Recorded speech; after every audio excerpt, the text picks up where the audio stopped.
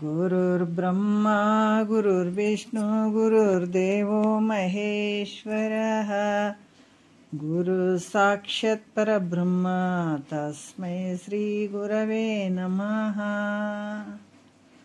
ಶ್ರೀ ಜಗದ್ಗುರು ಸಿದ್ಧಾರೂಢರ ಪಾದಕಮಲಗಳಿಗೂ, ಶ್ರೋತ್ರಿಯ ಬ್ರಹ್ಮನಿಷ್ಠ ಸದ್ಗುರು ಬಸವಾನಂದರ ಪಾದಕಮಲಗಳಿಗೂ, ಅವರ ಪ್ರತಿರೂಪದಂಥ ನಿಜಗುಣಪ್ಪನವರ ಪಾದಕಮಲಗಳಿಗೂ ನನ್ನ ದೀರ್ಘದಂಡ ಪ್ರಣಾಮಗಳನ್ನು ಸಲ್ಲಿಸುತ್ತಾ, ಸದ್ಗುರು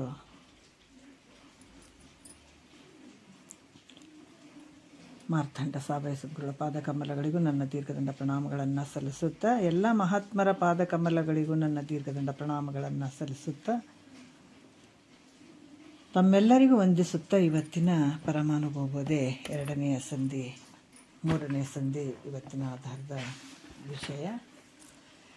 ಭಾಳಷ್ಟು ವಿಚಾರಗಳನ್ನು ಅವರು ಹೇಳ್ತಾ ಇದ್ದಾರೆ. ಏನು ಹೇಳ್ತಾ ಇದ್ದಾರೆ ನೋಡೋಣ.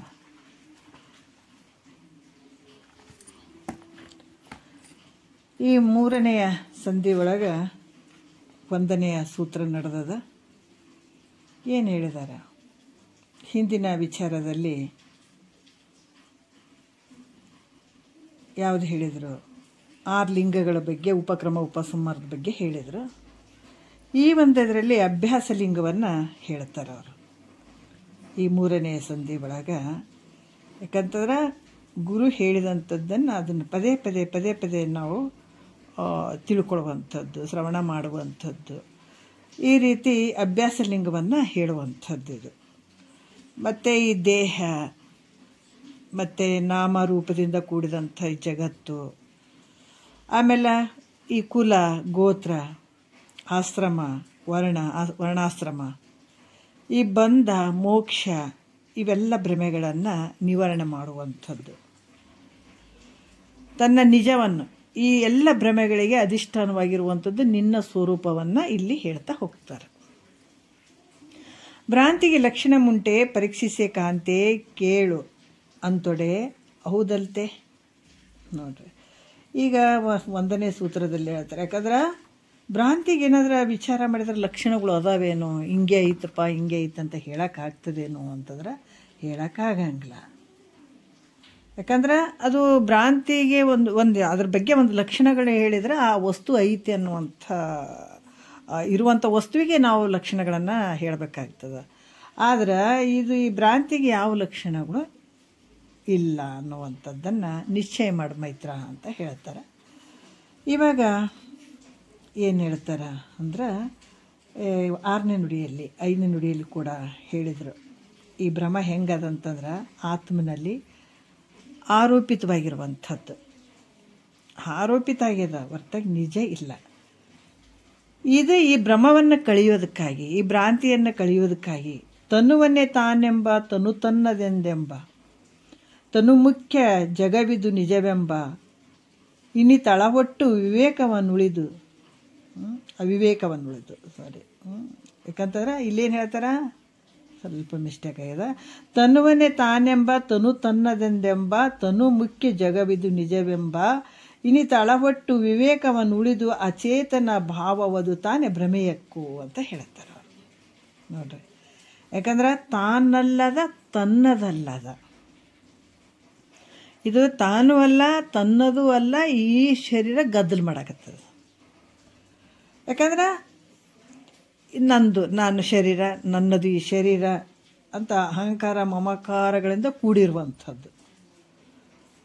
ಯಾಕಂದರೆ ಮಿಥ್ಯವಾಗಿರುವಂಥ ಈ ಜಗತ್ತನ್ನು ಸತ್ಯ ಅಂತ ತಿಳ್ಕೊಂಡಿರುವಂಥದ್ದು. ಇದಕ್ಕೇನು ಹೇಳ್ತಾರೆ? ಭ್ರಮೆ ಅಂತ ಹೇಳ್ತಾರೆ, ಭ್ರಾಂತಿ ಅಂತ ಹೇಳ್ತಾರೆ.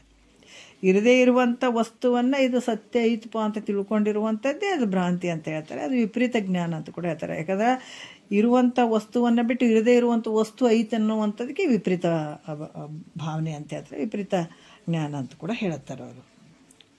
ಈ ಒಂದು ವಿಪರೀತ ಜ್ಞಾನಕ್ಕೆ ಭ್ರಮೆ ಅಂತ ಕೂಡ ಹೇಳುತ್ತಾರೆ. 6ನೇ ನುಡಿಯಲ್ಲಿ ಈ ಭ್ರಮವು ಇಂಥದ್ದೇ ಲಕ್ಷಣ ಅಂತ ಹೇಳಕ್ಕೆ ಬರಂಗಿಲ್ಲ. ಅದು ಏನು ಹೇಳ್ತಾರ 6ನೇ ನುಡಿಯಲ್ಲಿ? ಅನುಭೂತವಿದು ತನ್ನಿಂದ ಅನನುಭೂತಂ ತಾನು ಇದೆನ್ನಲಿಲ್ಲವೋ ಆ ಭ್ರಾಂತಿಯನ್ನು ಮತ್ತೆ ವನಿತೆ ಸದೃಶವ ಅಸದೃಶಬಹುದು ಈ ಭ್ರಾಂತಿ ಎನ್ನಲಿಲ್ಲವು ಆತ್ಮನೊಳರಿಯಲಿಕೆ ಅಂತ ಹೇಳ್ತಾರೆ. ಏನು ಹೇಳ್ತಾರೆ ಅಂತಂದ್ರೆ ಕೆಲವು ವಿಚಾರಗಳಲ್ಲಿ ಹೇಳ್ತಾರೆ. ಯಾಕಂತಂದ್ರೆ ಈ ಶುಕ್ತಿಯಲ್ಲಿ ರಜತದ ಭ್ರಾಂತಿ. ಶುಕ್ತಿ ಅಂದರೆ ಕಪ್ಪೆ ಚಿಪ್ಪು ಐತೆ. ಆ ಕಪ್ಪೆ ಚಿಪ್ಪಿನಲ್ಲಿ ಬೆಳ್ಳಿಯ ಭ್ರಾಂತಿ ಆದಂಗೆ. ಅದಕ್ಕೆ ನಿನ್ನ ಸ್ವರೂಪದಲ್ಲಿ ಈ ದೇಹ ನಾನು ಅನ್ನುವಂಥದ್ದು, ನನ್ನದು ಅನ್ನುವಂಥದ್ದು ಇದು ಭ್ರಮೆಯಾಗಿದೆ. ಹೆಂಗದ ನಿನ್ನ ಸ್ವರೂಪದಲ್ಲಿ ಶುಕ್ತಿಯಲ್ಲಿ ರಜತದ ಭ್ರಾಂತಿ ಹೆಂಗಾಗ್ಯದ, ಅದರಂಗ ಈ ಶರೀರ ನಾನು ನಂದು ಅದ, ಇದು ಜಗತ್ತು ಸತ್ಯದ ಅನ್ನುವಂಥದ್ದು ಭ್ರಮೆಯಾಗ್ಯದ. ಯಾಕಂದರೆ ಈ ಭ್ರಮವು ಅನುಭೂತವು ಅಂದ್ರೆ ಇದು ಸತ್ಯ ಅಂತ ಹೇಳಲಿಕ್ಕೆ ಬರೋದಿಲ್ಲ. ಈ ಭ್ರಮೆ ಹೆಂಗದಂತಂದ್ರೆ ಸತ್ಯ ಅಂತ ಹೇಳಿಕ್ಕೆ ಬರಂಗಿಲ್ಲ. ಯಾಕಂದ್ರೆ ಹಂಗಂದ್ರೆ ಈ ರಜತಕ್ಕೆ ನಾಶವೇ ಬರಬಾರ್ದಾಗಿತ್ತು. ಅದೇ ಸತ್ಯ ಅಂತ ಹೇಳಿದ್ರೆ ಈ ರಜತ ಅನ್ನುವಂಥ ಭಾವ ಹೋಗ್ಬಾರ್ದಾಗಿತ್ತು. ಅದಕ್ಕೆ ನಾಶ ಅಂತ ಅದು ಹೇಳಲಿಕ್ಕೆ ಬರಂಗಿಲ್ಲ ಅದು. ಯಾಕಂದರೆ ಈ ರಜತ ಅದಕ್ಕೆ ನಾಶವೇ ಬರಬಾರ್ದಾಗಿತ್ತು, ಅದೇ ಸತ್ಯ ಅಂತಂದ್ರೆ. ಅದಕ್ಕೆ ಅದು ಒಂದು ಭ್ರಮೆ. ಈಗ ಈ ಶುಕ್ತಿಯಲ್ಲಿ ಬೆಳ್ಳಿಯ ಭ್ರಾಂತಿ ಆಗುವಂಥದ್ದು ಅದು ಸತ್ಯ ಅಂತ ಹೇಳಕ್ಕೆ ಬರಂಗಿಲ್ಲ. ಮತ್ತು ಅನುಭೂತ ಸತ್ಖ್ಯಾತಿ ಅಂತ ಹೇಳಲಿಕ್ಕೂ ಬರಂಗಿಲ್ಲ. ಅದು ಸತ್ಖ್ಯಾತಿ. ಯಾಕಂತಂದರೆ ಇಲ್ಲಿ ಖ್ಯಾತಿಗಳ ಬಗ್ಗೆ ಕೂಡ ಹೇಳ್ತಾರೆ. ಸತ್ಖ್ಯಾತಿ ಅಂತಂದರೆ ಈ ಬ್ರಹ್ಮದಂತೆ 3 ಕಾಲದಲ್ಲಿ ಇರುವಂಥದ್ದು ಅಂತ ಅಲ್ಲಿ ಹೇಳೋಕ್ಕೂ ಬರಂಗಿಲ್ಲ. ಮತ್ತು ಇದು ಅಸತ್ಖ್ಯಾತಿ ಅಂತಂದ್ರೆ ಈ ಜಗತ್ತು ಹೆಂಗದಪ್ಪ ಸುಳ್ಳು ಅನ್ನುವಂಥದ್ದು ಅಸತ್ಖ್ಯಾತಿಗಳು ಹೇಳುವಂಥದ್ದು ಭಾಳಷ್ಟು. ಯಾಕಂದರೆ ಶೂನ್ಯವಾದಿಗಳು ಮತವಾದಿಗಳು ನಾನಾ ರೀತಿಯಿಂದ ಹೇಳ್ತಾರಲ್ಲ, ಅದಕ್ಕೆ ಅದರಿಂದ ಅನುಭೂತ ಸತ್ಖ್ಯಾತಿ ಅಂತ ಹೇಳಲಿಕ್ಕೂ ಬರೋಂಗಿಲ್ಲ. ಅದು ಆ ರೀತಿ ಅಂತ ಹೇಳೋಕ್ಕೂ ಬರೋಂಗಿಲ್ಲ. ಆದಂತೂ ಹೇಳೋಕ್ಕೆ ಬರೋಂಗಿಲ್ಲ, ಇಲ್ಲಂತೂ ಸತ್ಯ ಅಂತೂ ಅನ್ನೋಕ್ಕೆ ಬರೋಂಗಿಲ್ಲ, ಅಸತ್ಯ ಅಂತೂ ಹೇಳೋಕ್ಕೆ ಬರೋಂಗಿಲ್ಲ. ಮತ್ತು ಈ ಕೆಲವ್ರು ಹೇಳ್ತಾರ, ಏನು ಹೇಳ್ತಾರ, ಬುದ್ಧಿಯಲ್ಲಿರುವ ಬೆಳ್ಳಿ ಹೊರಗೆ ಹೋಗುವಂಗೆ. ಯಾಕಂದ್ರೆ ಬುದ್ಧಿಯಲ್ಲಿರುವಂಥ ಬೆಳ್ಳಿಯೇ ಅದು ಹೊರಗೆ ತೋರಿದಂಗೆ. ಅದರಂತೆ ಅನುಭೂತ ಅಂತ ಹೇಳಿದ್ರೆ ಅದು ಕೂಡ ಸರಿಯಲ್ಲ. ಹೆಂಗೆ ಅಂತಂದ್ರೆ ಈ ಒಂದು ಕೆಲವು ದೃಷ್ಟಾಂತ ಕೊಡ್ತಾರೆ ಅವರು. ಅರಳಿಯ ಅಂಡಿಗೆಯಲ್ಲಿ ಮೇಲಿರಿಸಿದಂಥ ಗುಲಗಂಜಿಯ ಗುಂಪಿನಲ್ಲಿ ಅದು ಏನಂಗೆ ಹೆಂಗಾಗ್ತದ, ಬೆಂಕಿ ಕಣ್ಣಂಗೆ ಕಾಣಿಸ್ತದೆ. ಆ ಬೆಂಕಿ ಕಣ್ಣಂಗೆ ಕಾಣ್ತದೆ ಅಂದ್ರೂ ಕೂಡಲೇ ಅರಳಿಯ ಗಂಟಿಗೆ ಏನಾದರೂ ಬೆಂಕಿ ಹತ್ತುತ್ತದೇನೋ, ಹತ್ತಬೇಕಾಗಿತ್ತಲ್ಲ, ಅದು ಹತ್ತಂಗಿಲ್ಲ. ಅದರಿಂದ ಅನುಭೂತ ಅಂದರೆ ಆತ್ಮಖ್ಯಾತಿ ಅಂತ ಹೇಳೋಕ್ಕೂ ಬರೋಂಗಿಲ್ಲ ಅದು. ಯಾಕಂದರೆ ಆತ್ಮಖ್ಯಾತಿ ಅಂತಂದರೆ ಬುದ್ಧಿ ಒಳಗಡೆ ಇರುವಂಥ ಬೆಳ್ಳಿ ಭಾವನೆಯೇ ಹೊರಗೋಗಿ ತೋರ್ತದೆ ಅನ್ನುವಂಗೆ. ಅದು ಬುದ್ಧಿಯಲ್ಲಿರುವಂಥ ಆ ಬೆಳ್ಳಿ ಭಾವನೆ ಏನದ ಹೊರಗೋಗಿ ಆ ಥರ ತೋರ್ತದೆ ಈ ಜಗತ್ತು ಅನ್ನುವಂಥದ್ದು ಕೂಡ. ಹಂಗೂ ಕೂಡ ಅದು ಹೇಳಕ್ಕೆ ಬರೋಂಗಿಲ್ಲ. ಆತ್ಮಖ್ಯಾತಿ ಅಂತ ಕೂಡ ಹೇಳಕ್ಕೆ ಬರೋಂಗಿಲ್ಲ. ಅದಕ್ಕೆ ಇಲ್ಲಿ ಕೂಡ ಹಂಗಂದ್ರೆ ಇದಕ್ಕೆ ಈ ಭ್ರಮೆಗೆ ಅಸತ್ತು ಅಂತ ಹೇಳೋಣಪ್ಪ, ಇದು ಅಸತ್ತದ, ಸತ್ಯವಾಗಿರುವಂಥದ್ದಲ್ಲ, ಅಂದ್ರೆ ಅನನುಭೂತ ಅಂತ ಹೇಳ್ತೀವಿ ಅಂತಂದ್ರೂ ಕೂಡ ಅದು ಆಗಂಗಿಲ್ಲ. ಯಾಕಂತಂದ್ರೆ ಅಸತ್ತು ಅಂತಂದ್ರೆ ಈ ಒಂದೇ ಪುತ್ರ, ಈ ಮನುಷ್ಯನ ಕೋಡು, ಇವೆಲ್ಲ ತೋರ್ತಾವ ನಮಗೆ, ಇವ್ಯಾವ ತೋರಂಗಿಲ್ಲ. ಅದಕ್ಕೆ ಈ ದೃಷ್ಟಾಂತಗಳಂತೆ ಅಸತ್ತು ಹಾಗಿದ್ರೆ ಇವ್ಯಾವ ತೋರ್ತಿದಿಲ್ಲ. ಇವ್ಯಾವಾರು ತೋರ್ತಾವ ನೀವು? ಒಂದೇ ಪುತ್ರ ತೋರ್ತಾನೇನು? ಇಲ್ಲಲ್ಲ. ಅದಕ್ಕೆ ಇದು ಭ್ರಾಂತಿ ಹಂಗೆ ತೋರ್ತದನ? ಇಲ್ಲ. ಅದ್ರಾಗ ಮನುಷ್ಯನ ಕೋಡು ಇವು ಪ್ರತೀತಿ ಆಗಂಗಿಲ್ಲ. ಪ್ರತೀತಿ ಆಗ್ತವೇನು ಇವುಗಳಂತೆ? ಯಾಕಂತಂದ್ರೆ ಇದಾಗಂಗಿಲ್ಲ. ಅದಕ್ಕೆ ಈ ದೃಷ್ಟಾಂತಗಳಂತೆ ಇದು ಹೆಂಗದ ಅಂತಂದ್ರೆ ಈ ಒಂದು ಭ್ರಮ ಅನ್ನುವಂಥದ್ದು ಅದು ಅಸತ್ಯ ಅಂತ ಕೂಡ ಹೇಳೋಣ ಅಂತಂದ್ರೆ ಅದು ಯಾವ ರೀತಿ ಒಂದೇ ಪುತ್ರ, ಮನುಷ್ಯನ ಕೋಡು ಇವುಗಳಂತೆ ಅಪ್ರತೀತಿ ರೂಪವಾಗಿರುವಂಥದ್ದು ತೋರಂಗಿಲ್ಲ. ಈ ಅಸತ್ವ ಆಗಿತ್ತು ಅಂತಂದ್ರೆ ಅದು ಹೆಂಗೆ ತೋರೋದಿಲ್ಲವೋ ಹಾಗೆ ಈ ಭ್ರಮವಾದರೂ ತೋರ್ತದೇನೋ, ಅದು ತೋರಂಗಿಲ್ಲ. ಅಂದರೆ ಇಲ್ಲಿ ಕೂಡ ಏನಾಗ್ತದೆ, ಅದರಿಂದ ಅನಾನುಭೂತ ಅಂತ ಹೇಳೋಕ್ಕೂ ಬರೋಂಗಿಲ್ಲ. ಅದು ಸತ್ಯ ಅಲ್ಲ ಅಂತ ಕೂಡ ಹೇಳಕ್ಕೆ ಬರಂಗಿಲ್ಲ. ಹಾಗಾಗಿ ಅಸತ್ ಅಂತಾರೆ ಅನನುಭೂತವಂತ ಕೂಡ ಹೇಳಕ್ಕೆ ಬರಂಗಿಲ್ಲ ಈ ಭ್ರಾಂತಿಗೆ. ಆದರೆ ತೋರ್ಲಾರ್ದಂಗೂ ಇರ್ತದ, ಯಾವ್ದು ಹಿಂಗೆ ಅಂತ ಹೇಳಕ್ಕೆ ಬರಂಗಿಲ್ಲ. ಅದಕ್ಕೆ ಈ ಭ್ರಾಂತಿಗೆ ಯಾವ ಲಕ್ಷಣ ಕೂಡ ಹೇಳಕ್ಕೆ ಬರಂಗಿಲ್ಲ. ಅದಕ್ಕೆ ಈ ರೀತಿಯಾಗಿ ಹೇಳ್ತಾರೆ. ಮತ್ತು ತೋರಿದಂಗೆ ಆಗ್ತದ. ಈ ರೀತಿ ಅನನುಭೂತ ಅಂತ ಹೇಳಕ್ಕೂ ಬರಂಗಿಲ್ಲ ಅಂತ ಹೇಳ್ತಾರೆ. ಮತ್ತು ಹಂಗಂದ್ರೆ ಶುಕ್ತಿಯಲ್ಲಿ ತೋರುವ ರಜತ ಬ್ರಹ್ಮ, ಮತ್ತು ಶುಕ್ತಿಯಲ್ಲಿ ಒಂದು ಸೆಕೆಂಡ್,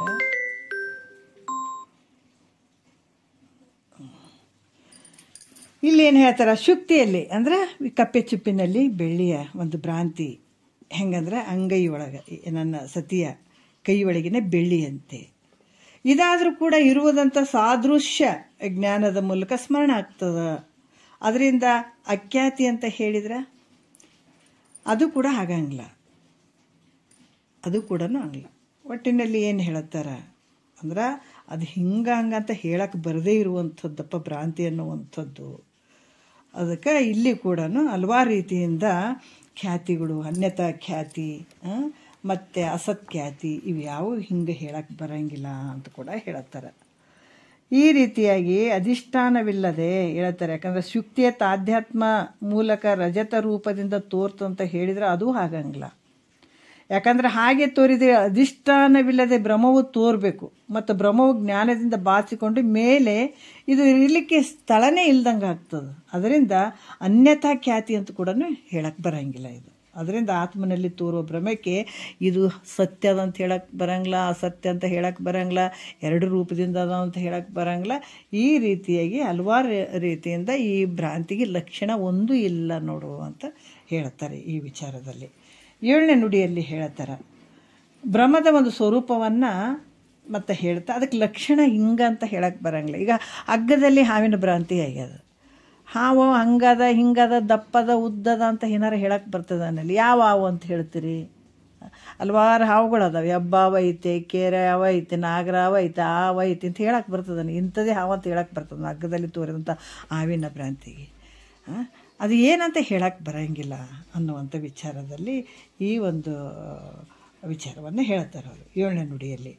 ಭ್ರಮದ ಸ್ವರೂಪವನ್ನು ಹೇಳ್ತಾ ಅದಕ್ಕೆ ಲಕ್ಷಣ ಹೇಳಕ್ಕೆ ಸಾಧ್ಯನೇ ಇಲ್ಲ, ಬರೋದಿಲ್ಲ ಅಂತ ಕೂಡ ಹೇಳ್ತಾ, ಗುಣರಹಿತನಿಗೆ ಸುಗುಣತನು ತಾನೆಂಬ ಗುಣವಿದು ತಾನೇ ತದ್ಭ್ರಮೆಯಲ್ತೆ ಗುಣಮಣಿ ಭೂಷಣೆ ತಿಳಿ ನಹಿರ್ ಭ್ರಾಂತಿರ್ ಲಕ್ಷಣ ಅಸ್ತಿ ಎಂಬ ವಚನದಿಂದ ಅಂತ ಹೇಳ್ತಾರೆ. ಯಾಕಂದರೆ ಗುಣರಹಿತನಿಗೆ ಯಾವ 3 ಗುಣಗಳು ಇಲ್ಲ ಇದಕ್ಕೆ. ಯಾವರ ಗುಣಗಳು ಅದಾವೇನು ಅಂದರೆ ಇಲ್ಲ. ಅಂದ್ರೆ ಗುಣರಹಿತನಿಗೆ ಅಂತಂದ್ರೆ ನಿರಾಕಾರಾತ್ಮನಿಗೆ ಇದು ಸಾಕಾರವಾದಂಥ ಈ ದೇಹ. ಯಾಕಂತಂದ್ರೆ ಇಲ್ಲಿ ನಿರ್ಗುಣದಿಂದ ಕೂಡಿದಂಥದ್ದು ನಿನ್ನ ಸ್ವರೂಪ. ಯಾವ 3 ಗುಣಗಳಿಗೂ ದೂರನಾದಂಥ ನಿನ್ನ ಸ್ವರೂಪ ಹೆಂಗದ, ಇವು 3 ಗುಣಗಳು ನಿನ್ನಲ್ಲಿಲ್ಲ. ಆದರೆ ಈ ರೀತಿ ನಿಷ್ಕ್ರಿಯವಾದ ತಾನು ಗುಣಕ್ರಿಯೆಗಳಿಂದೊಡಗೂಡಿದ ಈ ದೇಹವೇ ತಾನಂತ ತಿಳಿಯುವಂಥದ್ದು. ಈ 3 ಗುಣಗಳು ಯಾವುದಕ್ಕಾದಪ್ಪ ಅಂದ್ರೆ ಗುಣಕ್ರಿಯೆಗಳಿಂದ ಕೂಡಿದಂಥದ್ದು ಈ ದೇಹ. ಈ ಜಗತ್ತು ಸತ್ಯ, ಈ ಶರೀರ ನಾನು, ಇವೆಲ್ಲ ವ್ಯವಹಾರ ಎಲ್ಲಿ ನಡೀತಾವಂದ್ರೆ ಈ ಗುಣಗಳ ಒಂದು ಕ್ರಿಯೆಗಳಿಂದ ನಡೀತಾವೆ. ಈ ಜಗತ್ತಿಗೆ ಮುಖ್ಯವಾಗಿ ಕಾರಣವಾಗಿರುವಂಥವು ಯಾವಂದ್ರೆ ಈ ಗುಣಗಳು, ಸತ್ವ ರಜೋ ತಮೋ ಗುಣಗಳು. ಇವುಗಳಿಂದನೇ ಇವೆಲ್ಲ ಕ್ರಿಯೆಗಳು ನಡೆಯುವಂಥದ್ದು. ಈ ರೀತಿ ಕೂಡಿದಂಥ ದೇಹವೇ ನಾನು ಅಂತ ತಿಳಿಯುವಂಥದ್ದೇ ಭ್ರಮೆ. ನಿನ್ನ ಸ್ವರೂಪ ಹೆಂಗೆ ಇತ್ತಪ್ಪ ಅಂತಂದರೆ ಯಾವುದು ಒಂದು ನಿರ್ಗುಣದಿಂದ ಕೂಡಿದಂಥದ್ದು, ಆಕಾರ ಇರದೇ ಇರುವಂಥದ್ದು, ನಿಷ್ಕ್ರಿಯವಾಗಿರುವಂಥದ್ದು, ಯಾವ ಕ್ರಿಯೆಗಳು ಇಲ್ಲ ನಿನ್ನ ಸ್ವರೂಪಕ್ಕೆ. ಆದ್ರೆ ಇಲ್ಲಿ ಏನು ಹೇಳಿದಾರ, ಸುಗುಣತನು ಅಂದ್ರೆ ಸುಗುಣತನು ಸಾಕಾರವಾಗಿರುವಂಥ ದೇಹ. ಸುಗುಣತನ ಅಂದರೆ ಈ ಸಾಕಾರವಾಗಿ ಕಾಣುವಂಥದ್ದು ದೇಹ. ಈ ರೀತಿಯಿಂದ ಇದೆಲ್ಲ ಈ ರೀತಿ ಇಂಥ ದೇಹವೇ ನಾನಂತ ತಿಳಿಯುವಂಥದ್ದೇ ಭ್ರಮೆ. ಭ್ರಮೆ ಅಂತಂದರೆ ಏನಂದ್ರೆ ಇರದೇ ಇರುವಂಥ ವಸ್ತು, ಕಾಣದೆ ಈ ಶರೀರವನ್ನು ನಾನು ಅನ್ನುವಂಥದ್ದು, ಇದು ಅನಾತ್ಮವಾದಂಥ ವಸ್ತುಗಳನ್ನು ನಾನು ನಂದು ಅಂತ ಅನ್ನುವಂಥದ್ದೇ ದೊಡ್ಡ ಭ್ರಮೆ ಇದು. ಅದಕ್ಕೆ ಈ ವಿಧವಾದ ಭ್ರಮೆಗೆ ಲಕ್ಷಣ ಹಿಂಗಂತ ಹೇಳಕ್ಕೆ ಬರ್ತದೆ ಅನ್ನೋದು. ಇದಕ್ಕೆ ಲಕ್ಷಣಗಳು ಹಿಂಗೆ ಐತಪ್ಪ ಅಂತ ಹೇಳಕ್ಕೆ ಬರ್ತದೆ ನೀವು. ಯಾಕಂದ್ರೆ ಒಂದು ವಸ್ತು ಐತಪ್ಪ ಅಂತಂದ್ರೆ ಅದಕ್ಕೆ ನಾವು ಇಂಥ ವಸ್ತು ಹಿಂಗೆ ಲಕ್ಷಣಗಳಿಂದ ಕೂಡ್ಯದ ಅಂತ ಹೇಳ್ಬೋದು. ಆದರೆ ಈ ಭ್ರಾಂತಿಗೆ ಇದು ಯಾವುದಂಥ ಲಕ್ಷಣ ಹೇಳುತ್ತಿದೆ ಅದಕ್ಕೆ ಈ ಭ್ರಾಂತಿಗೆ ಲಕ್ಷಣ ಇಲ್ಲಂತಲೇ ತಿಳಿ ಮೈತ್ರ. ಇದಕ್ಕೆ ನಾನು ಹೇಳಕತ್ತಿಲ್ಲ, ಇದು ಆಚಾರ್ಯರೆಲ್ಲ ಹೇಳುವಂಥದ್ದು. ಶ್ರೀಮತ್ ಸುರೇಶ್ವರ ಆಚಾರ್ಯರು ಈ ಒಂದು ಮಾನಸೋಲ್ಲಾಸ ಗ್ರಂಥದಲ್ಲಿ ಇವೆಲ್ಲ ವಿಚಾರಗಳನ್ನು ಹೇಳಿದಾರಂತ ಪ್ರಮಾಣ ಕೊಡ್ತಾರೆ. ಅದಕ್ಕೆ ನಿಜಗೊಂಡ್ರದ್ದು ಯಾಕೆ ಇಷ್ಟು ಶ್ರೇಷ್ಠ ಮಟ್ಟದ ವಿಚಾರಗಳು ಅಂತಂದ್ರೆ ಪ್ರಮಾಣ ಕೊಟ್ಟು ಹೇಳ್ತಾರೆ.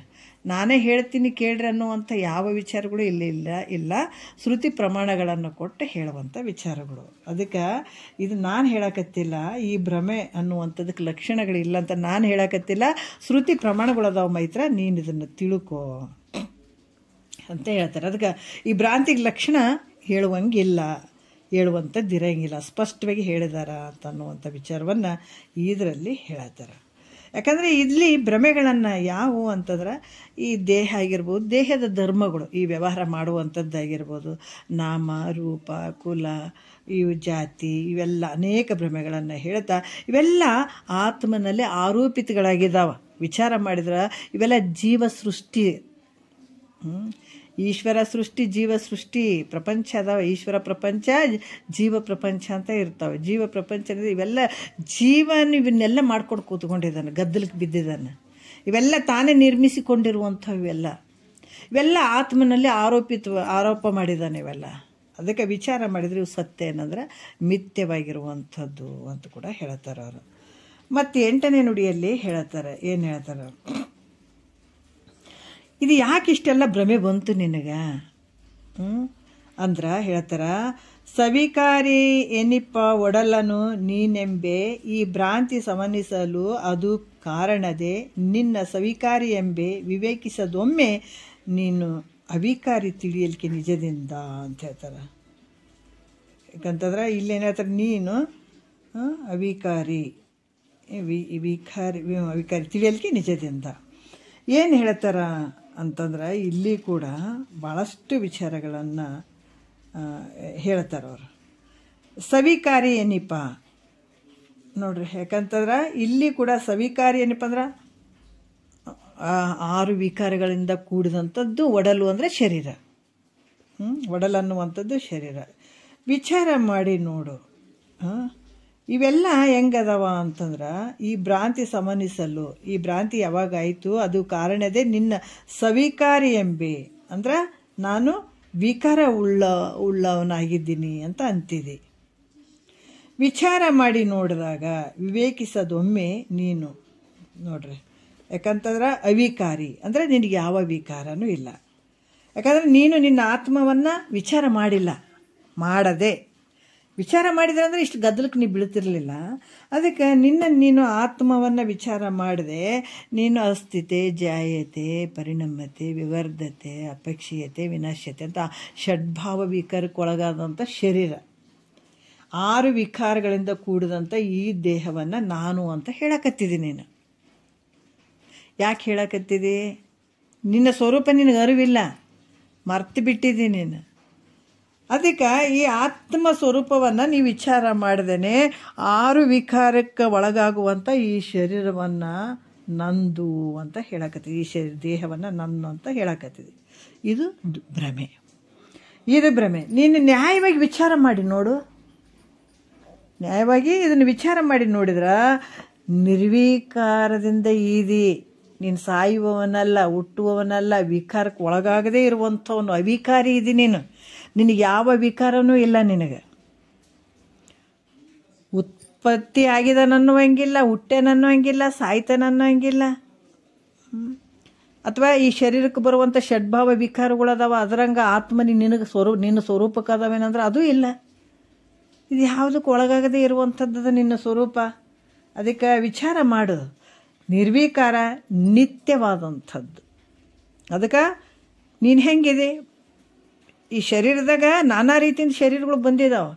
ಮೊದಲ ಜನ್ಮದ ದೇಹ, ಈ ದೇಹವಿನ್ನು ಮುಂದೊದಗುವ ದೇಹವೇ ಬೇರೆ ಬೇರೆ. ಪುದಿದು ನೀನೋರ್ವನವರೊಳಗಲ್ಲದೆ ಕರ್ಮದುದಯದಿಂ ದೇಹಿಯಾಗಿಹುದರಿಂದ ಕರ್ಮದಿಂದ ಈ ಶರೀರ ಒಳಗೆ ಬಂದಿದೆ. ಆದ್ರೆ ಮೊದಲು ಶರೀರದಾಗೂ ನೀನೇ ಇದ್ದಿ, ಈಗೂ ನೀನೇ ಇರ್ತಿದೆ, ಮುಂದೂ ನೀನೇ ಇರ್ತಿದೆ. ಉಪಾಧಿಯಾದಂಥ ಈ ಶರೀರಗಳು ಬದಲಾವಣೆ ಆಗಿದ್ದಾವೆ. ಆದರೆ ನೀವು ಹುಟ್ಟುವವನಲ್ಲ, ಸಾಯುವವನಲ್ಲ. ಯಾವಾಗಲೂ ಇರುವಂಥವ್ನು, ನಿತ್ಯವಾಗಿರುವಂಥವನು. ಆತ್ಮ ಸ್ವರೂಪವೇ ನೀನು ನೋಡು. ಇಂಥ ಒಂದು ಸ್ವರೂಪ ನಿನಗೈತೆ. ಇವೆಲ್ಲ ನಿನಗೇನಾಗ್ಯದ, ಶರೀರದ ಷಡ್ಭಾವ ವಿಕಾರಗಳು, ಇವೇನು ವಿಕಾರ ಆಗುವಂಥದ್ದೆಲ್ಲನೂ ಈ ಆತ್ಮನ ಮೇಲೆ ಆರೋಪ ಮಾಡಿಕೊಂಡದ್ದೇ ಇದು ಭ್ರಾಂತಿ ನೋಡು, ಭ್ರಮೆ ಅಂತ ಕೂಡ ಹೇಳ್ತಾರೆ.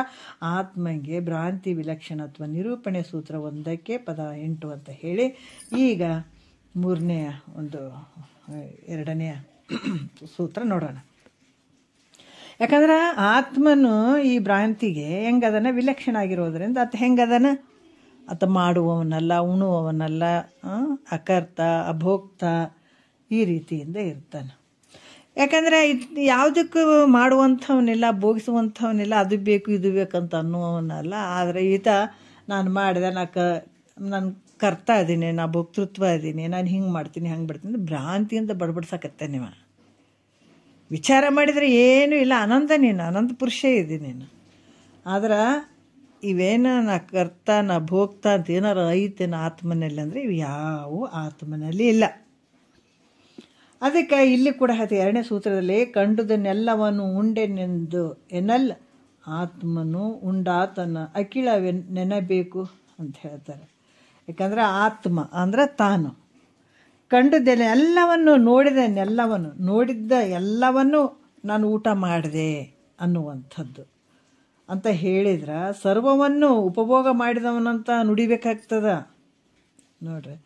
ಆತ್ಮನು ಇಲ್ಲಿ ಏನು ಹೇಳ್ತಾರ, ಆತ್ಮನು ಯಾವುದನ್ನು ನೋಡ್ತಾನೋ ಅದೆಲ್ಲವನ್ನು ಉಪಭೋಗ ಮಾಡ್ತಾನಂತ ಹೇಳಿದರೆ, ಯಾವುದನ್ನು ನೋಡ್ತಾನೆ ಅದೆಲ್ಲವನ್ನು ಉಪಭೋಗ ಮಾಡ್ತಾನ ಅಂತ ನೀವು ಹೇಳಿದರೆ ಸರ್ವವನ್ನು ಉಪಭೋಗಿಸ್ತಾನ ಅಂತ ಹೇಳಬೇಕಾಗ್ತದ.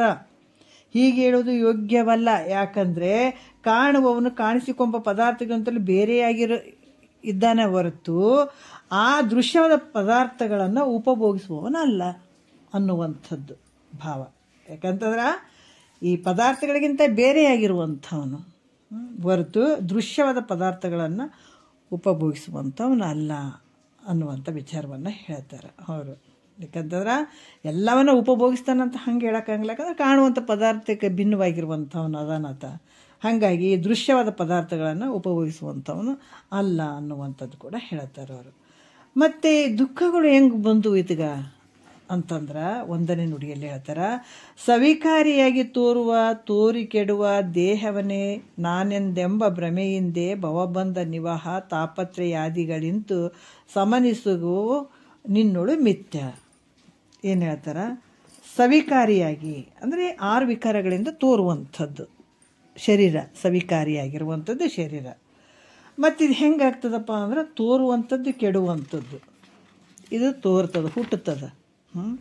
ಯಾಕಂದ್ರೆ ಪುನಃ ಹುಟ್ಟುವಂಥದ್ದು, ಸಾಯುವಂಥದ್ದು ಈ ಉಪಾಧಿಯಾದಂಥ ಶರೀರಕ್ಕೆ ಅದು. ಇದು ಹುಟ್ಟುವಂಥದ್ದು, ಸಾಯುವಂಥದ್ದು, ಪದೇ ಪದೇ ಬದಲಾವಣೆ ಆಗುವಂಥದ್ದು, ಪಾಪ ಪುಣ್ಯಕ್ಕನುಸಾರವಾಗಿ ಈ ಶರೀರ ಬಂದಿರುವಂಥದ್ದು. ಇದು 6 ವಿಕಾರಗಳಿಂದ ಕೂಡಿದಂಥ ಈ ದೇಹ ನಾನು ಅನ್ನುವಂಥ ಭ್ರಮೆ ಮೂಲಕ ಏನಂದ್ರೆ ಈ ಜನನ ಮರಣ ಅನ್ನುವಂಥದ್ದು.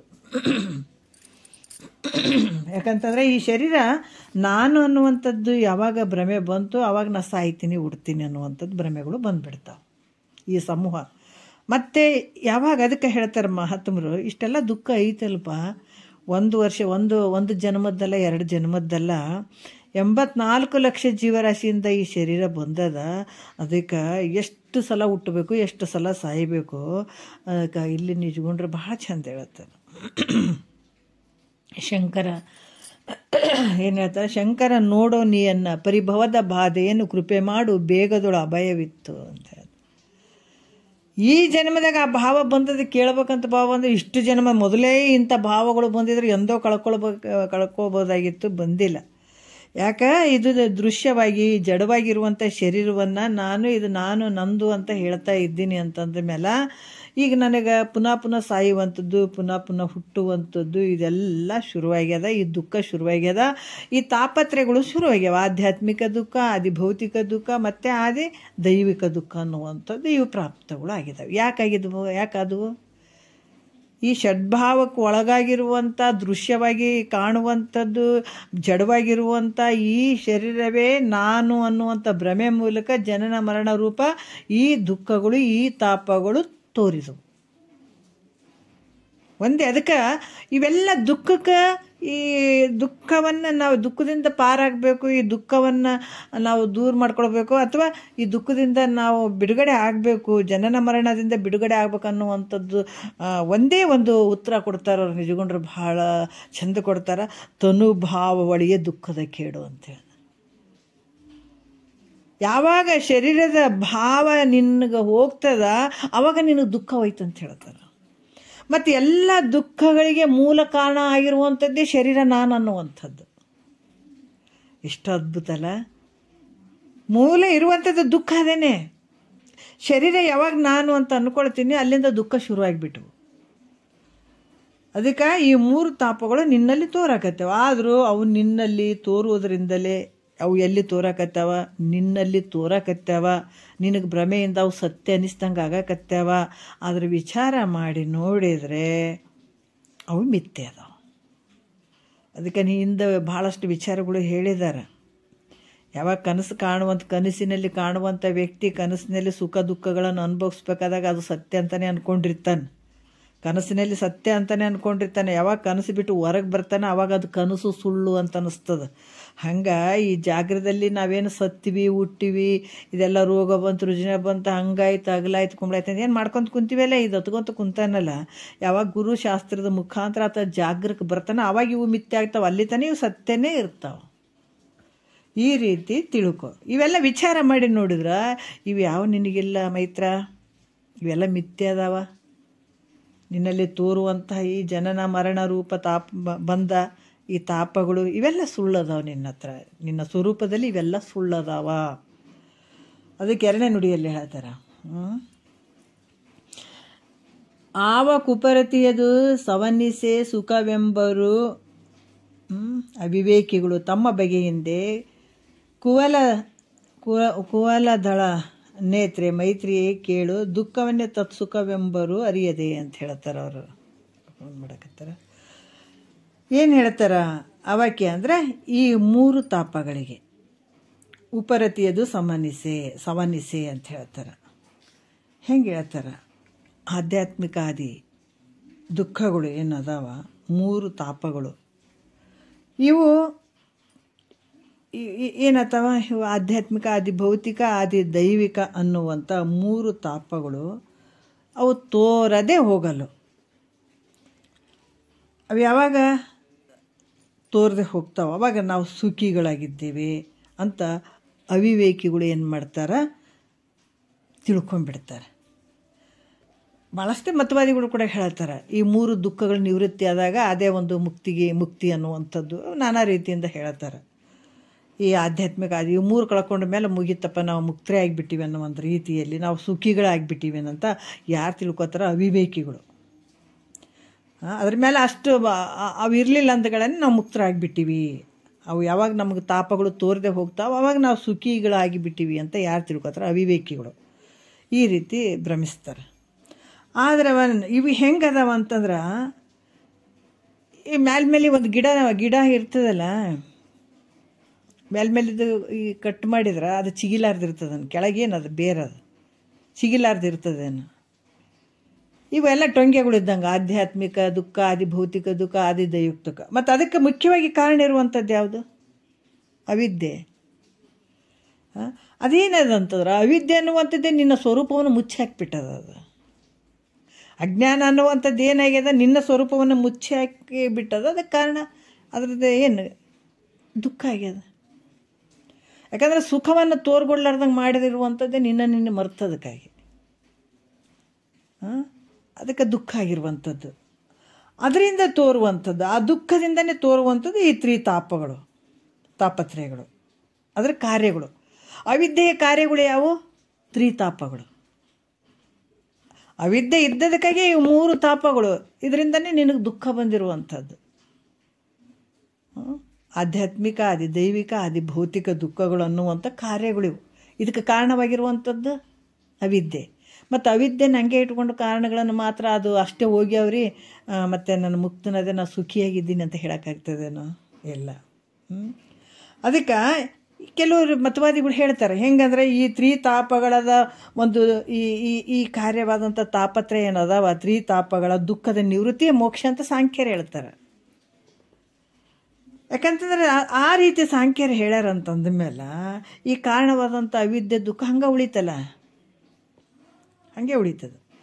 ಮತ್ತು ಅದೇನು ಮಾಡ್ತದೆ, ಮತ್ತೆ ಪುನಃ ಪುನಃ ಅವಿದ್ಯೆ ತನ್ನ ಕೆಲಸಗಳನ್ನು ಮಾಡ್ತದೆ, ತನ್ನ ಕಾರ್ಯವನ್ನು ಮಾಡ್ತಾನೆ ಇರ್ತದದು, ಮತ್ತು ದುಃಖಗಳನ್ನು ಹುಟ್ಟಿಸ್ತದದು. ಅದಕ್ಕೆ ಇದು ಅರ್ಥ ಆಗ್ತದೇನೋ ಅಂದರೆ ತಿಳಿಯಂಗಿಲ್ಲ, ಅದು ತಿಳಿಯಂಗಿಲ್ಲ ಅವರಿಗೆ. ಅದು ಹಾಗೆ ಹುಟ್ಟತಾನೆ ಇರ್ತದೆ. ಅದು ಕಾರಣವಾಗಿರುವಂಥದ್ದು ಅಜ್ಞಾನ ಅನ್ನುವಂಥದ್ದು, ಅವಿದ್ಯೆ ಅನ್ನುವಂಥದ್ದು, ಅದು ತಿಳಿಯಂಗಿಲ್ಲ. ಅದರಿಂದ ಅವ್ರಿಗೆ ಏನು ಹೇಳಿದರು, ಅವಿವೇಕಿಗಳು ಅಂತ ಹೇಳ್ತಾರೆ ಅವರಿಗೆ. ಅದರಿಂದ ಅವ್ರಿಗೆ ಏನು ಹೇಳಿದ್ರು, ಅವಿವೇಕಿಗಳು. ಅವರು 3 ದುಃಖದ ನಿವೃತ್ತಿಯ ಮೋಕ್ಷ ಅಂತ ಹೇಳ್ತಾರೆ. ಹಾಗೆ ಮತ್ತು ಆಧ್ಯಾತ್ಮಿಕ ದುಃಖ, ಆದಿ ಭೌತಿಕ ದುಃಖ, ಆದಿ ದೈವಿಕ ದುಃಖ, ಈ ತ್ರಿತಾಪಗಳಿಗೆ ಕಾರಣವಾಗಿರುವಂಥದ್ದೇ ಅದು ಅವಿದ್ಯೆ, ಅಜ್ಞಾನ.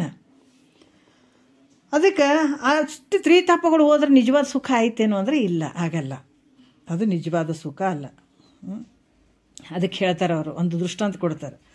ಕಟ್ಟಿಗೆ ಭಾರವನ್ನು ಇಳಿಸಿದ ಮಾತ್ರಕ್ಕೆ ಯಾವ ಸುಖ ಆಗ್ತದೋ ಅದು ಭಾರದ ಅಭಾವದಿಂದ ತೋರಿದ್ರು. ಅದು ನಿಜವಾದ ಸುಖ ಐತೇನ? ಒಬ್ಬ ಮನುಷ್ಯ ಕಟ್ಟಿಗೆ ಒತ್ಕೊಂಡು ಹೊಂಟಾನ, ಅದು ಭಾರ ಆಗಿಬಿಟ್ಟದು ಭಾಳ ತಲೆ ಮೇಲೆ. ಅದನ್ನು ಸ್ವಲ್ಪ ಇಳಿಸಿ ಸ್ವಲ್ಪ ಹೊತ್ತು ಕುಂದಿರ್ತಾನೆ. ಆದ್ರೆ ಆ ಭಾರವನ್ನು ಕೆಳಗೆ ಇಳಿಸಿ ಸ್ವಲ್ಪ ಹೊತ್ತು ಗಿಡದ ನೆರಳಿಗೆ ಕೂಡ್ತಾನಲ್ಲ, ಅದು ನಿಜವಾದ ಸುಖ ಏನು? ಅಲ್ಲಿ ಸ್ವಲ್ಪ ಸುಖ ತೋರ್ದಂಗೆ ಆಗ್ತದೆ, ಆದ್ರೆ ನಿಜವಾದ ಸುಖ ಏನದು ಅಲ್ಲಲ್ಲ. ಅದ್ರಂಗೆ ತಾಪತ್ರಯ ದುಃಖ ಅವು ಇಲ್ಲ, ಅದಕ್ಕೆ ನನಗೆ ಸುಖ ಐತೆ ಅನ್ನುವಂಥ ಒಂದು ಬುದ್ಧಿಯನ್ನು ಮಾಡ್ತಾರಲ್ಲ, ಅದು ನಿಜವಾದ ಒಂದು ಸುಖ ಐತೇನೋ ಅಂದರೆ ಇಲ್ಲ. ಯಾಕಂದರೆ ಅದಕ್ಕೆ ಕಾರಣವಾಗಿರುವಂಥ ಅವಿದ್ಯೆ ಹಾಗೆ ಉಳಿದದ. ಆ ದುಃಖವನ್ನು, ಅವಿದ್ಯೆಯ ದುಃಖವನ್ನು ನಿವೃತ್ತಿಪಡಿಸ್ಲಿಕ್ಕೆ ಆಗಂಗಿಲ್ಲ. ಅದು ಮೂಲ ದುಃಖನೇ ಇರ್ತದಲ್ಲ, ಅವಿದ್ಯೆ ಅನ್ನುವಂಥದ್ದು ಮೂಲ ಇರ್ತದೆ. ಅದರಿಂದನೇ ಕಾರ್ಯ ಆಗಿರುವಂಥದ್ದು ಈ ದುಃಖಗಳು ಶುರುವಾಗಿದ್ದಾವೆ. ಅದಕ್ಕೆ ಕಾರಣವಾಗಿರುವಂಥದ್ದನ್ನು ಬಿಟ್ಟು ಕಾರ್ಯ ಇದ್ದದ್ದನ್ನು ಸ್ವಲ್ಪ ತೆಗೆದು ನಮ್ಮ ಸುಖಿಗಳಾಗಿವೆ ಅಂತಂದ್ರೆ ಮತ್ತು ಕಾರಣ ಆದದ್ದು ಅದು ಮತ್ತು ಹಾಗೆ ದುಃಖ ಕೊಡ್ತಾನೆ ಇರ್ತದೆ. ನಿವೃತ್ತಿ ಮಾಡ್ಕೊಳಕ್ಕೆ, ಅತ್ಯಂತ ದುಃಖ ನಿವೃತ್ತಿ ಮಾಡ್ಕೊಳ್ಳಿಕ್ಕೆ ಸಾಧ್ಯ ಇಲ್ಲ. ಮತ್ತು ಇಲ್ಲಿ ಕೂಡ ಹೇಳ್ತಾರೆ, ಆವರಣ ರೂಪ ಅವಿದ್ಯೆ ಅಂತಂದ್ರೆ ನಿನ್ನ ಸ್ವರೂಪಕ್ಕೆ ಏನು ಮಾಡ್ಯದದು, ನಿನ್ನ ಸ್ವರೂಪಕ್ಕೆ ಆವರಣ ಮಾಡ್ಯದಿದು, ಮುಚ್ಚಿಬಿಟ್ಟದು. ಯಾವುದು? ಅವಿದ್ಯೆ ಅನ್ನುವಂಥದ್ದು, ಅಜ್ಞಾನ ಅನ್ನುವಂಥದ್ದು ನಿನ್ನ ಸ್ವರೂಪವನ್ನು ಮುಚ್ಚದ. ಹೆಂಗೆ ಮುಚ್ಚದ? ಅದಕ್ಕೆ ಕೆರೆ ಒಳಗೆ ಇರ್ತಾವೆ ನೋಡ್ರಿ, ಒಂದು ಬಳ್ಳಿ ಇರ್ತದೆ. ನಾವೆಲ್ಲರ ಊರಿಗೆ ಪರಿಗೆ ಹೋಗ್ಬೇಕಾದಾಗ ನೋಡ್ಬೋದು ದಾರಿಯಲ್ಲಿ ಅಲ್ಲಿ ಇಲ್ಲಿ. ಈ ಕೆರೆ ಒಳಗೆ ಒಂದು ಬಳ್ಳಿ ಇರುವಂಥದ್ದು ಅದೇನು ಮಾಡ್ತದ, ನೀರಿನಲ್ಲೇ ಹುಟ್ಟಿದಂಥ ಬಳ್ಳಿ ನೀರನ್ನು ಮುಚ್ಚಿಬಿಟ್ಟಿರ್ತದೆ. ನಾವು ನೋಡ್ತೀವಿ ಎಲ್ಲದ ನೀರೆಲ್ಲ ಕಾಣೋದೇ ಇಲ್ಲ, ಒಂದೊಂದು ಸಲ ಒಟ್ಟು ಕಾಣೋದೇ ಇಲ್ಲ, ಬರೀ ಎಲೆ ಹೂವುಗಳು ಎಲ್ಲ ತುಂಬಿರ್ತದೆ ಆ ಒಂದು ಕೆರೆಯಲ್ಲಿ, ನೀರಿನಲ್ಲಿ. ಆದರೆ ನೀರು ಅದಾವೇನು? ಕಾಣವಲು. ಆದರೆ ಎಲ್ಲೇ ಐತದ ಬಳ್ಳಿ? ನೀರಿನಲ್ಲೇ ಐತೆ. ನೀರಿನಲ್ಲೇ ಇದು ನೀರನ್ನೇ ಮುಚ್ಚಿ ಹಾಕ್ಕೊಂಡು ಬಿಟ್ಟದ. ಅದ್ರಂಗ ನಿನ್ನಲ್ಲಿ ತೋರಿದಂಥ ಅವಿದ್ಯೆ ನಿನ್ನನ್ನು ಮುಚ್ಚಿ ಹಾಕ್ಬಿಟ್ಟದ, ನಿನ್ನ ಸ್ವರೂಪವನ್ನು ಆವರಣ ಮಾಡಿಬಿಟ್ಟದ.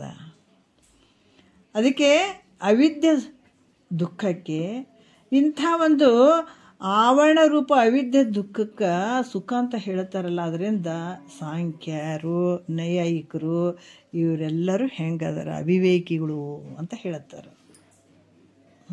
ಯಾಕಂದರೆ ಅದು ಅಷ್ಟು ತ್ರಿತಾಪಗಳು ಓದ ತಕ್ಷಣ ಅಲ್ಲಿ ದುಃಖ ನಿವೃತ್ತಿ ಆಗಂಗಿಲ್ಲಪ್ಪ. ಅವಿದ್ಯೆ ಇರ್ತದೆ ಕೆಳಗೆ, ಅದನ್ನು ನಿವೃತ್ತಿ ಮಾಡಿಸ್ಕೊಂಡಾಗ ನಿನಗೆ ಅತ್ಯಂತ ದುಃಖ ನಿವೃತ್ತಿ ಆಗ್ತದೆ. ಅಲ್ಲಿ ತನಕ ಅದು ಆಗಂಗಿಲ್ಲ ಅನ್ನುವಂಥ ವಿಚಾರದಲ್ಲಿ ಇಲ್ಲಿ ಹೇಳ್ತಾರೆ. 3ನೇ ನುಡಿಯಲ್ಲಿ ಹೇಳ್ತಾರೆ, ಆತ್ಮನಿಗೆ ತನು ವಿರಹಿತನು, ನೋಡ್ರಿ, ತನು ವಿರಹಿತನು ಅವಿಕಾರಿಯು ಅಚಲಿತನೆಂದೆನಿಸುವ ಆತ್ಮನಿಗೆ ತತ್ತನು ದುಃಖ ಜನನ ಮರಣ ಶೋಕ ಭಯ ಬಂದವೆಂಬಿವೆ ಎಳ್ಳೆನಿತಿಲ್ಲವು ಅಬಲೆ ಕೇಳರಿದಂದು. ಮತ್ತೆ ಮೇಲ್ಮಟ್ಟಕ್ಕೆ ತೊಗೊಂಡು ಹೋಗ್ತಾರೆ ನೋಡ್ರಿ. ಯಾಕೆ? ಅದಕ್ಕೆ ಕ್ರಮ ಅನ್ನುವಂಥದ್ದು. ಅವ್ರು ಏನು ಹೇಳ್ತಾರೆ, ಮೊದಲ ಉಪಕ್ರಮ ಉಪಸಂಹಾರ ಅದನ್ನು ಆರೋಪ ಮಾಡಿದ್ರು. ಹಿಂಗೈತೆ, ಈ ಶರೀರ ಐತೆ, ಇದ್ರಾಗೆ ಕಲ್ಪಿತ ಪುರುಷದನ ಐತೆ, ವ್ಯವಹಾರ ಎಲ್ಲ ಹೇಳಿದರು. ಮತ್ತು ಅದನ್ನು ಅಲ್ಲಗಳಿದ್ರು, ಇದು ನೀನಲ್ಲ, ಇದು ನೀನಲ್ಲ ತೋರುವಂಥದ್ದು. ಅದಕ್ಕೆ ತಾಯಿ ಒಂದು ಮಗು ಬೆಳಿಬೇಕಾಗಿತ್ತಂದ್ರೆ ತಾಯಿಗೆ ಗೊತ್ತಿರ್ತದೆ ಅದಕ್ಕೆ ಏನೇನು ಆಹಾರ ಕೊಡಬೇಕು, ಏನೇನು ಊಟ ಕೊಡಬೇಕು, ಏನೇನು ಕೊಟ್ಟರೆ ಅದಕ್ಕೆ ಹೆಲ್ತ್ ಚೆಂದ ಇರ್ತದೆ, ಏನನ್ನ ಹೇಳಿದರೆ ಹೆಂಗೆ ಚೆನ್ನಾಗಿ ತಿಳ್ಕೊತದ ಅನ್ನುವಂಥದ್ದು ತಾಯಿಗೆ ಮಾತ್ರ ಗೊತ್ತಿರ್ತದೆ. ಅದ್ರಂಗೆ ಸದ್ಗುರುವಿಗೂ ಗೊತ್ತಿರ್ತದೆ ಈಗ ಎಲ್ಲರೂ ನಾವು ಬ್ರಹ್ಮಸತ್ಯ ಜಗನ್ಮಿತ್ಯ ಅಂದರೆ ಎಲ್ಲರೂ ಇಷ್ಟೇ ತಿಳ್ಕೊಂಡ್ರೆ ಸಾಕು ನಾವು ಮುಕ್ತರಾಗಿ ಬಿಡ್ಬೋದಾಗಿತ್ತಲ್ಲ. ಇಷ್ಟೇ ಇರೋದು. ಮಹಾವಾಕ್ಯಗಳದಾಗ ಏನು ಹೇಳಿದ್ದಾರೆ? ತತ್ವಮಸಿ ವಾಕ್ಯ ಹೇಳಿದ್ದಾರೆ. ಅಹಂ ಬ್ರಹ್ಮಾಸ್ಮಿ, ನೀನೇ ಪರಮಾತ್ಮ ಅನ್ನುವಂಥದ್ದು 4 ಒಂದು ಮಹಾವಾಕ್ಯಗಳು ಹೇಳುತ್ತಾರೆ ಅವರು. ಆದರೆ ಅಷ್ಟೇ ತಿಳ್ಕೊಂಡು ನಾವು ಮುಕ್ತರಾಗಿಬಿಟ್ಟಿವೇನ? ಬ್ರಹ್ಮಸತ್ಯ ಜಗನ್ಮಿಥ್ಯ ಅಂತ ಹೇಳ್ತಾರೆ. ಅಷ್ಟು ತಿಳ್ಕೊಂಡ್ರೆ ಮುಕ್ತರಾಗಿಬಿಟ್ಟಿವೇನ? ಅದ್ರ ಒಳಗಡೆ ಎಷ್ಟು ಎಳಿ ಅದಾವ. ಒಂದು ಮಾವಿನ ಗಿಡ ಐತೆ, ಹಣ್ಣು ಹಿಂಗೆ ಐತೆ ಅಂತ ಗೊತ್ತು, ಆದರೆ ಅದು ಬೆಳಿಬೇಕಾದ್ರೆ ಎಷ್ಟು ಪ್ರೊಸೆಸ್ ಬೇಕಾಗ್ತದೆ. ಅದ್ರಂಗ ಒಂದು ಜ್ಞಾನ ಅನ್ನುವಂಥ ಒಂದು ಮುಕ್ತಿ ಮನೆಯನ್ನು, ಮುಕ್ತಿ ಆನಂದವನ್ನು, ದುಃಖ ನಿವೃತ್ತಿಯನ್ನು ಮಾಡ್ಕೊಳ್ಬೇಕಾದ್ರೆ ಇಷ್ಟೆಲ್ಲ ಪ್ರೊಸೆಸ್ಗಳು ಬೇಕಾಗ್ತದೆ. ಅದಕ್ಕೆ ಇಲ್ಲಿ ಕೂಡ ಹೇಳ್ತಾರೆ, ಕ್ರಮವಾಗಿ ಒಂದು ತಿಳಿದೇ ಇದ್ದರೆ ಇನ್ನೊಂದು ತಿಳಿದಿದ್ರೆ ಇದು, ಈ ಥರ ತಗೊಂಡು ಬರ್ತಾರೆ. ಹಂತವಾಗಿ ತೊಗೊಂಡು ಬಂದು ಹೇಳ್ತಾರೆ ಅವರು. ತನುವಿರಹಿತನು, ಯಾಕಂದ್ರೆ ಶರೀರಕ್ಕೆ ಬೇರೆ ಆದಂಥವನು ಯಾರು? ಆತ್ಮ. ಅದಕ್ಕೆ ಎನ್ನೊಡನೆ ಸಮರಸವಿನ್ನು ಬೇಡಲೇ ತನುವೆ ಹೇಳ್ತಾರೆ. ನಿಜಗೊಂಡ್ರು ಬಹಳ ಚಂದ. ಮುನ್ನಿನಂತೆ ನೀನು ಅನ್ಯವೆನಗೆ ಅಂತ ಹೇಳ್ತಾರೆ ಅವರು. ಹಿಂದಿನ ಒಂದದ್ರಲ್ಲಿ ಹೇಳಿದಾರೆ. ಏನು ಹೇಳಿದಾರೆ? ತನುವಿರಹಿತನು ಅಂದರೆ ಈ ಶರೀರಕ್ಕೆ ಬೇರೆ ಆಗಿರುವಂಥವನು. ಶರೀರ ನಿನಗೆ ಸಂಬಂಧ ಇಲ್ಲ ಆತ್ಮನಿಗೆ. ಮತ್ತು ಹೆಂಗದನ ಆತ್ಮ? ಅವಿಕಾರಿ ಅದನ. ಈ ಶರೀರಕ್ಕಾಗುವಂಥ ಷಡ್ಭಾವ ವಿಕಾರಗಳೇನು ಅದಾವಲ್ಲ, ಆತ್ಮನಿಗೆ ಷಡ್ಭಾವ ವಿಕಾರಗಳು ಅದಾವನು. ಯಾವುದಕ್ಕನ್ನು ವಿಕಾರ ಆಗ್ತಾನೇನು ಅಂದರೆ ಇಲ್ಲ. ಯಾವುದಕ್ಕೆ ವಿಕಾರಕ್ಕೆ ಒಳಗಾಗದೇ ಇರುವಂಥದ್ದು ನಿನ್ನ ಸ್ವರೂಪ. ಅದಕ್ಕೆ ಇಷ್ಟು ಹೇಳಿದ್ರು ಕೂಡ ನಮ್ಮ ತಲೆಗೆ ಹತ್ತಂಗಿಲ್ಲ. ಯಾಕೆ ಹತ್ತಂಗಿಲ್ಲ ಅಂದ್ರೆ ಮಂದ ಬುದ್ಧಿ ಜನ್ಮಾಂತರದ ಇರದೇ ಇರುವ ವಸ್ತುವನ್ನು ಸತ್ಯ ಅಂತ ಅಂದ್ಕೊಂಡು ಬಂದಿದ್ದೀವಲ್ಲ, ಅದಕ್ಕೆ ಅಷ್ಟು ಬೇಗ ಹತ್ತಂಗಿಲ್ಲ ನಮಗೆ. ಹತ್ತಬೇಕಾದ್ರೆ ಅದಕ್ಕೆ ಪದೇ ಯಾಕೆ ಕೇಳಬೇಕು, ಕೇಳಿದ್ದನ್ನೇ ಕೇಳಬೇಕು ಅನ್ನುವಂಥದ್ದು. ಯಾಕೆ ಹೇಳ್ತಾರಂದ್ರೆ ಒಂದು ಸ್ವಲ್ಪ ಬಿಟ್ಟು ಸ್ವಲ್ಪ ಅಷ್ಟು ಕೇಳಿದ್ರೆ ಕೂಡ ಒಂದು ಸ್ವಲ್ಪ ಬಿಟ್ಟು ಹೋಗ್ತದೆ. ಅದು ಅಷ್ಟು ಬಲಾಢ್ಯವಾಗಿರುವಂಥದ್ದು ಇದು ಅವಿದ್ಯೆ ಅನ್ನುವಂಥದ್ದು. ಅದಕ್ಕೆ ಇಲ್ಲಿ ಕೂಡ ಹೇಳ್ತಾರ, ಯಾವುದು ವಿಕಾರ ಇಲ್ಲ, ನಿನ್ನ ಸ್ವರೂಪಕ್ಕೆ ಯಾವ ವಿಕಾರನೂ ಇಲ್ಲಪ್ಪ, ಅವಿಕಾರಿಯಾಗಿರುವಂಥದ್ದು. ಅಚಲಿತನೆಂದೆನಿಸುವ, ಯಾಕಂದರೆ ಹೋಗುವಂಥದ್ದು ಗಮನಾಗಮನ ಐತೇನು, ಹೋಗುವಂಥದ್ದು ಬರುವಂಥದ್ದು ಐತೇನು, ಹುಟ್ಟುವಂಥದ್ದು ಸಾಯುವಂಥದ್ದು ಐತೆ ನಿನ್ನ ಸ್ವರೂಪಕ್ಕಂದ್ರೆ ಇಲ್ಲ. ಅದಕ್ಕೆ ಹೆಂಗದಾವ? ಶೇಂಗಾ ತರ್ತೀವಿ, ಒಳಗಡೆ ಬೀಜ ಅದ, ಮ್ಯಾಲ ಸಿಪ್ಪೆ ಐತಿಲ್ಲ, ಬಾಳೆಹಣ್ಣು ಐತೆ. ಎಷ್ಟು ಅದ್ಭುತ ನೋಡ್ರಿ. ನಾವು ಸೃಷ್ಟಿ ಒಳಗೆ ಎಷ್ಟನ್ನು ತಿಳ್ಕೊಳ್ಬೋದು. ಒಂದು ಬಾಳೆಹಣ್ಣು ಐತೆ, ಅದಕ್ಕೆ ಸಿಪ್ಪೆ ಐತೆ, ಒಳಗಂತ ತಿರುಳು ತಿಂತೀವಿ, ಸಿಪ್ಪೆಯನ್ನು ಹೊಗದಾಕಿ ಬಿಡ್ತೀವಿ. ಇಲ್ಲೂ ಹಂಗೆ ನಡೆದದ ಈಗ. ಅದಕ್ಕೆ ಮಹಾತ್ಮರು ವಿಕೃತಿ ರೂಪ ವಿಶ್ವ ತೃಷವೆಲ್ಲವನ್ನು ತೂರಿ ಬಿಟ್ರು ಅವರು. ನಾವಿನ್ನೂ ಒಟ್ಟಿಟ್ಕೊಂಡಾಗ ಕುಂತೀವಿ, ಇದೇ ಸತ್ಯ ಅಂದ್ಕೊಂಡು ಅಲ್ಲ. ವಿಕೃತಿ ರೂಪ ವಿಶ್ವ ತೃಷೆ ಅಂತ ಹೇಳಿದಾರೆ ಅವರು. ಹುಲ್ಲು ಒಟ್ಟು ಎಲ್ಲವನ್ನು ತೂರಿ ಪ್ರಕೃತಿ ಮಾಯಗಳನ್ನೇ ಮೀರಿ ಸುಕೃತಾದಿ ಕರ್ಮ ವಾಸನೆ ರಸವಾರಿ ಪ್ರಕಟ ಬಿಂದು ಸಿಕ್ಕರಿಯನೇರಿ ಅಂತ ಹೇಳ್ತಾರೆ. ಈ ರೀತಿ ಇದು ಹೆಂಗದನ? ಅಚಲಿತ ಅದನ, ಹೋಗುವಂಥವನಲ್ಲ ಬರುವಂಥವನಲ್ಲ ಈತ. ಗಮನಾಗಮನ ರಹಿತನೆಂದೆನಿಸುವ ಆತ್ಮನಿಗೆ ನೋಡ್ರಿ. ಈ ಒಂದು ತತ್ತನು ದುಃಖ ಅಂದ್ರೆ ಈ ಶರೀರ ಸಂಬಂಧವಾದಂಥ ದುಃಖಗಳು. ಅಂದ್ರೆ ಶರೀರದ ಧರ್ಮಗಳೇನದಾವ, ಹುಟ್ಟು ಸಾವು, ಯಾವ ರೀತಿ ಜನನ ಮರಣ ಅನ್ನುವಂಥದ್ದು, ಈ ಮನಸ್ಸಿನ ಸಂಬಂಧವಾದಂಥದ್ದು ಎಷ್ಟು ಗದ್ದಲ ಮಾಡ್ತದೆ ಮನಸ್ಸು. ಯಾಕಂದ್ರೆ ಈ ಮನಸ್ಸು ಈ ಶರೀರದ ಜೊತೆನೇ ಅವರು ಹೋರಾಡಿದ್ರು ಮಹಾತ್ಮರು, ಬ್ಯಾರ್ಯಾರ ಜೊತೆ ಹೋರಾಡಲಿಲ್ಲ ಅವರು. ಏನಿದೆ ಶರೀರ ನಂದು ಅನ್ಕೊಂತ ಬಂತು ಈ ಭಾವ ಈ ಮನಸ್ಸಿನಲ್ಲಿ ಇರುವಂಥದ್ದು ನೋಡ್ರಿ. ಅದು ಅದು ಅದು ಸುಮ್ಮನೆ ಇರ್ತದೆ ನಮ್ಮ ಮನಸ್ಸು. ಅವ್ರಿಗೂ ಬಿಟ್ಟಿಲ್ಲ ಈ ಮನಸ್ಸು. ಅದಕ್ಕೆ ಭಾಳ ಮುದ್ದು ಮಾಡಿದರು. ಮುದ್ದು ಕೋಗಿಲೆ ಚೆಲುವ ಕೋಗಿಲೆ ಅಂತ ಇದಕ್ಕೆ ಭಾಳ ಪ್ರೀತಿ ಮಾಡಿದ್ರು ಮನಸ್ಸಿಗೆ. ಯಾಕಂದರೆ ಇದು ಮತ್ತಿದಕ್ಕೆ ವಿರುದ್ಧ ಹೋದ್ರೆ ಹಠ ಮಾಡ್ತದೆ ಅಂತ ಹೇಳ್ಬಿಟ್ಟು ಅದನ್ನು ಮೆತ್ತಗೆ ಹೇಳಿ ತಮ್ಮ ತೊಟ್ಟಿಗೆ ತೊಗೊಂಡ್ರೆ ಮಹಾತ್ಮರು. ಅದಕ್ಕೆ ಮನೋಸಂಬಂಧವಾದಂಥ ಏನದಾವ, ಈ ಶೋಕ ಅನ್ನುವಂಥದ್ದು, ದುಃಖ ಅನ್ನುವಂಥದ್ದು, ಮೋಹ ಅನ್ನುವಂಥದ್ದು, ಅಜ್ಞಾನ, ಭಯ, ಇವೆಲ್ಲ ಸಂಬಂಧವಾದಂಥ ಈ ಬಂಧ ಏನೈತೆ, ಇವು ತನ್ನ ನಿಜವನ್ನು ತಾನು ಯಥಾರ್ಥ ತಿಳಿಯಲು ಯಾವ ಸಂಬಂಧ ಇಲ್ಲ ನೋಡ್ರಿ. ಯಾಕಂದರೆ ಇವು ಯಾವ ನಿನಗೆ ಸಂಬಂಧನೇ ಇಲ್ಲ. ಈ ಮನಸ್ಸಿನಲ್ಲಿ ತೋರುವಂಥ ಸಂಕಲ್ಪ ವಿಕಲ್ಪ ಇದೆಷ್ಟು ಗದ್ದಲ ಮಾಡ್ತದ.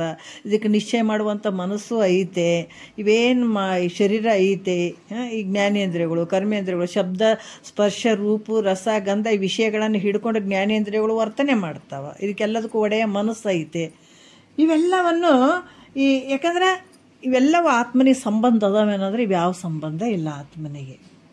ಅದಕ್ಕೆ ಹೇಳ್ತಾರೆ ಅವರು, ದುಃಖ ಜನನ ಮರಣ ಶೋಕ ಭಯ ಬಂಧವೆನ್ನಿಸು ಇವೆಲ್ಲ ಏನದವ ಬಂಧ ಮಾಡೋಂಥವು. ಆದರೆ ಇವು ಆತ್ಮನಿಗೆ ಸಂಬಂಧ ಅದಾವೇನು ಅಂದರೆ ಇಲ್ಲ. ಅದರಿಂದ ಜನನ ಮರಣಗಳು ಇಲ್ಲ ಯಾರಿಗೆ, ನಿನ್ನ ಸ್ವರೂಪಕ್ಕೆ. ಅದಕ್ಕೆ ಅವಿಕಾರಿ ಆದ್ದರಿಂದ ಮನೋಸಂಬಂಧಗಳಾದಂಥ ಶೋಕ ಭಯಗಳು ಇವು ಯಾವೂ ಇಲ್ಲ.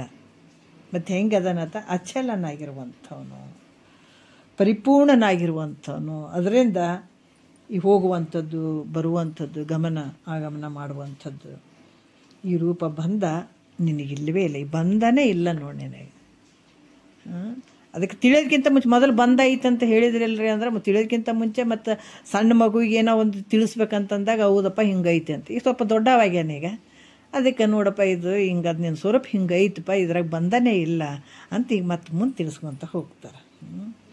ಮತ್ತು ಈಗ ಮುಂದೆ ನೋಡೋಣ, ಟೈಮ್ ಆಗ್ಯದ ಈಗ 4:40 ಆಗ್ಯದ. ಮತ್ತು ಮುಂದಿನ ವಿಚಾರ ನಾಳೆ ಮಾತಾಡೋಣ.